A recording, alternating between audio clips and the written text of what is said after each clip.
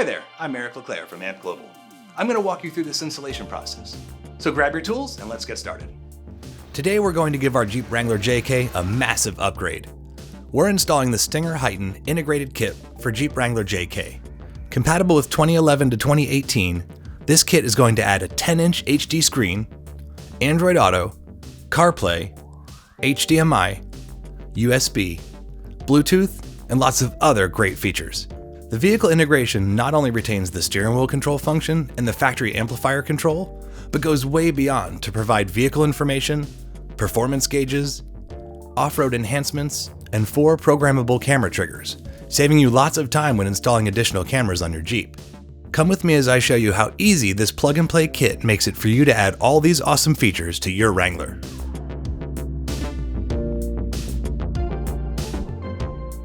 We're going to begin by taking apart the dash. Carefully insert your pry tool under the front edge of the pocket. Gently pry toward you to remove the pocket or the switch. If your Jeep has power windows, the power window switch will be here.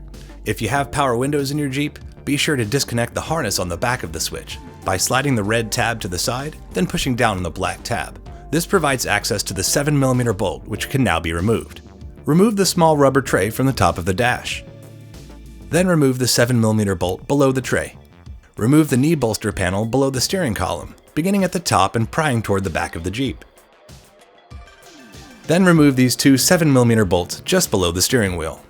Remove the 10mm bolts, securing this black metal plate into position. Slide it upward and then out to remove it. This provides access where we will be making a plug-and-play connection with our T-harness later on. Lower the steering wheel to its lowest position. Now we're going to remove the dash panel by reaching inside the window switch hole and pulling straight toward the back. Then you work your way to the far left side of the dash, pulling toward you to unclip the whole dash panel. Then lift and roll the top edge of the panel toward you a bit to clear the steering wheel. Now remove the climate control panel by pulling it straight out to unclip it. Start at the top edge and work your way down to the bottom. Then unplug all the connectors on the back of this panel.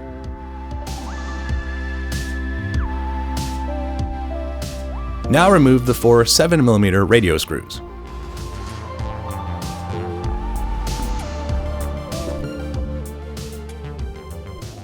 Disconnect all the harnesses and antennas.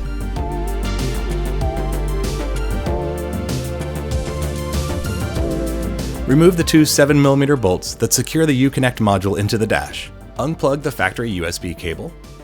Connect the end of the supplied USB adapter labeled USB UN3 onto this factory USB cable. Route the end of this cable up the dash to the radio opening. Return the U-Connect module to its factory location and reinstall the 2 7mm bolts. Remove the sail panel on the far left side of the dash, starting at the bottom and working your way upward. This gives us a path through the dash where we can route the cables. This completes vehicle disassembly. Let's head to the bench and assemble the hardware. Carefully place the Heighten screen face down on a soft surface, like a towel or the foam that's supplied in the Heighten packaging. Align the display mounting panel with the back of the display so that the screw holes are visible. Then install the 4 M4x12 Phillips screws from the hardware pack.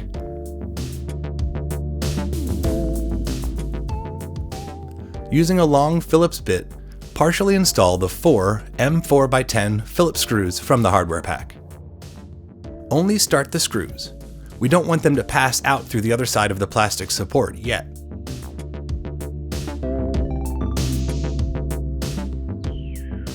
Now we can set the display aside and assemble the brain and mounting hardware. Align one of the metal brackets to the side of the Heighten module using the front and back mounting holes. Then install the 2 M5x10 Phillips screws. Flip the module over and repeat this process on the opposite side with the other bracket. Now we're going to secure the radio replacement module and the PAC link module to the plastic mounting bracket using the supplied zip ties. Align the module with the mounting bracket. Pass the zip ties through the mounting tabs. Loop the zip tie under the support bracket and back up through one of the holes and over the radio replacement module. Don't completely secure the zip tie for now. Leave some slack until we get the harnesses connected. You'll use 2 zip ties to secure the radio replacement module and 1 zip tie to secure the PAC link module. With a similar technique, pass the zip tie through the mounting bracket. Now align the plastic bracket with the holes in the side mounting brackets. We're going to secure the bracket to the assembly using the number 6 coarse thread screws. Install 2 screws on each side of the assembly.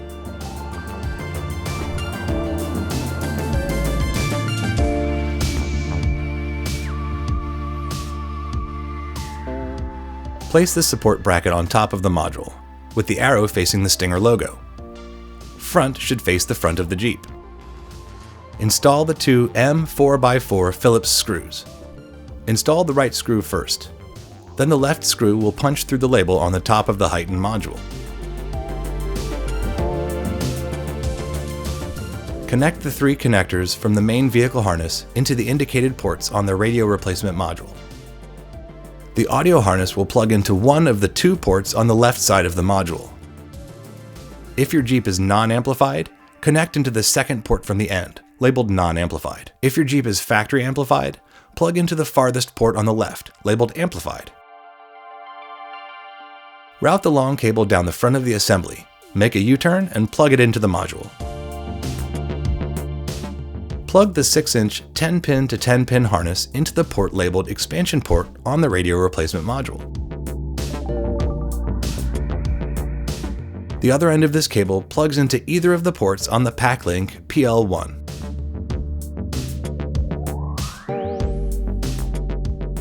Flip the whole assembly over and locate your multi-camera input harness. This harness has our speed sense wire and our 2-pin plug, which we're going to plug into the PAC link module. Then route this harness around the back of the heightened module and plug it in.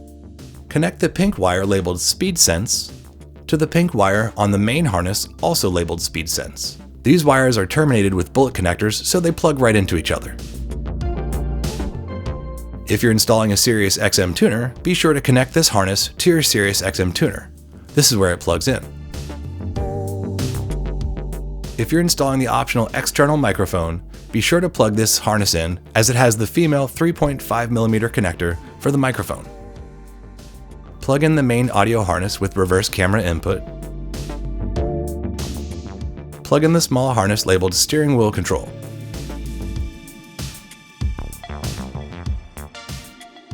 Plug in the 16-pin radio harness into the module. If you're installing an aftermarket amplifier, be sure to connect your remote wire to this lead, labeled amp turn on. This is our 2-pin Molex plug, where we will connect our CAN bus harness in the vehicle. If you're installing aftermarket cameras, you can use these 2 wires to provide them with switched accessory power and ground. Connect the 2 display cables into the back of the module. They have the same connectors on both ends, so they can be plugged in either way. Connect the supplied antenna adapter into the antenna input. We can now set this assembly aside for now. We're going to remove the cigarette lighter port and install something way better. Flip the panel over to access the back side. Using a right angle pick tool, pry out the plastic locking tabs on the sides of the cigarette lighter port. Pressing on the back of this port with your thumb, while unlatching these clips, will allow you to pass the lighter port through the front of the panel. Then do the same thing for the plastic ring, pressing on the back and using a pick tool to disengage these clips, then snap it out the front side. If you choose to install the optional dust and debris cover, pass the USB and HDMI cable ends through the opening in the flap. Then slide the flap all the way to the end of the cable. Pass the HDMI and USB cables through the front of the dash panel and out the back. Then slide the plastic lock washers over the ends of the cables, using the flat washer first, then the standard washer second. Thread them all the way down the body of the USB and HDMI connector to secure them into the dash panel. Now let's head back to the Jeep. Under the steering column, there's a connection point where we will connect one of the 2 supplied T-harnesses. Carefully remove the tape securing this connector to the factory wiring harness. Unplug the connectors. One of our 2 T-harnesses will plug into the factory harness. Connect the other end of the factory harness into the other end of our T-harness. Using electrical tape to secure the end of the connector to a long zip tie, then route it up through the dash to the radio opening. Pull the rest of the cable slack through the opening so it's not hanging out below the steering column. Then use a zip tie to secure the T-harness to the factory wiring. The optional external microphone has two mounting clips. Simply slide the microphone into the groove on one of the clips and attach it to your Jeep. You can attach it to the spring-loaded clip and clip it to the midpoint on the A-pillar here, or you can attach to the adhesive base and mount it to the dash here. Wherever you choose to mount your microphone, use a pry tool to tuck the cable along behind the trim panels. Using a long zip tie, route the microphone cable behind the gauge cluster to the radio opening. Pull the rest of the microphone cable out through the radio opening and use a zip tie to secure the excess. Now we're going to install the GPS antenna. Take the supplied metal plate and create a bend about 2/3 of the way down. This creates a ledge that stops the antenna from sliding off the magnetic base. Place the plate in this opening behind the gauge cluster. Sit the magnetic antenna on top of the plate and route the end of the GPS cable through the dash to the radio opening. Pull the excess cable through the dash and make a large loop. Then twist the loop in the middle and fold it back on itself. The idea is to create as many loops going one direction as there are going the other direction. Then use zip ties to secure this bundle.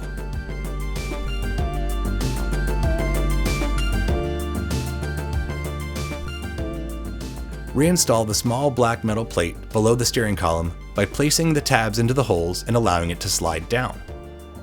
Then reinstall the two 10mm bolts.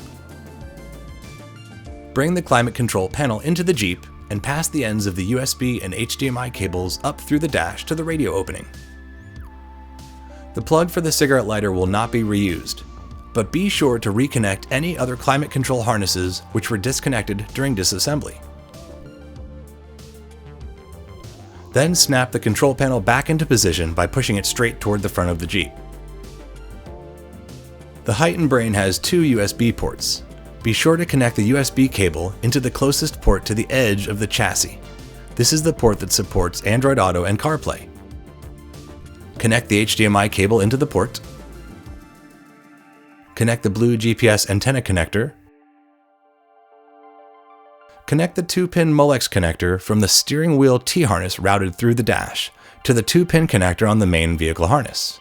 Plug in the 3.5mm male connector from the microphone cable into the receptacle labeled mic. Plug the other end of the USB UN3 USB adapter into the second port on the Heighten.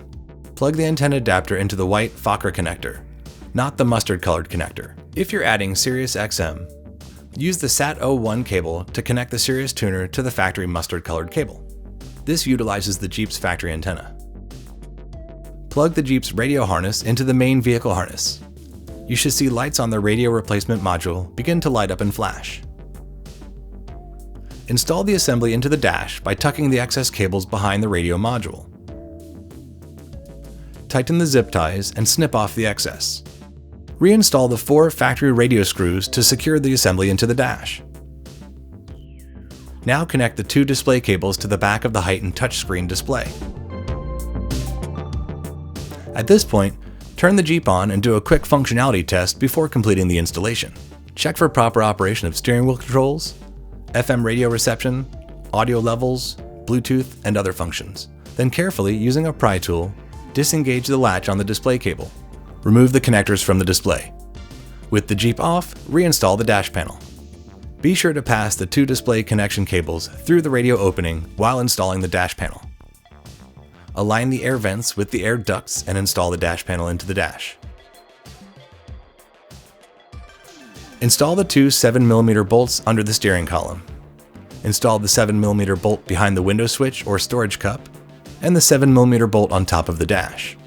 Using painter's tape, apply a strip just above the air vents below the radio opening. This will protect the dash as we attach the display. Reconnect the Heighten display cables. To attach the display assembly, align the locating ribs on the side of the mount panel to the side brackets in the dash. Center the display assembly in the radio opening and push it inward and upward until it snaps into place. Then remove the painter's tape. Once the display panel is in place, use a long Phillips screwdriver to tighten the 4 mounting screws, 2 on the driver's side and 2 on the passenger side. It may help to push the plastic mounting assembly forward to the front of the Jeep while installing the screws. Reinstall the knee bolster by placing the bottom hinge in, then snapping in the top. Reinstall the sail panel on the left side of the dash. Then take the trim ring and place it over the top edge of the heightened display. Swing the bottom edge down until it snaps into position. That completes the installation of our Stinger Heighten integrated kit for Jeep Wrangler JK. Now we're ready to enjoy all these amazing features, like a backup camera input, front camera input, blind spot camera inputs, pitch and roll gauges, and lots of other awesome features. We hope you've enjoyed this install video and found it helpful. Thanks for watching.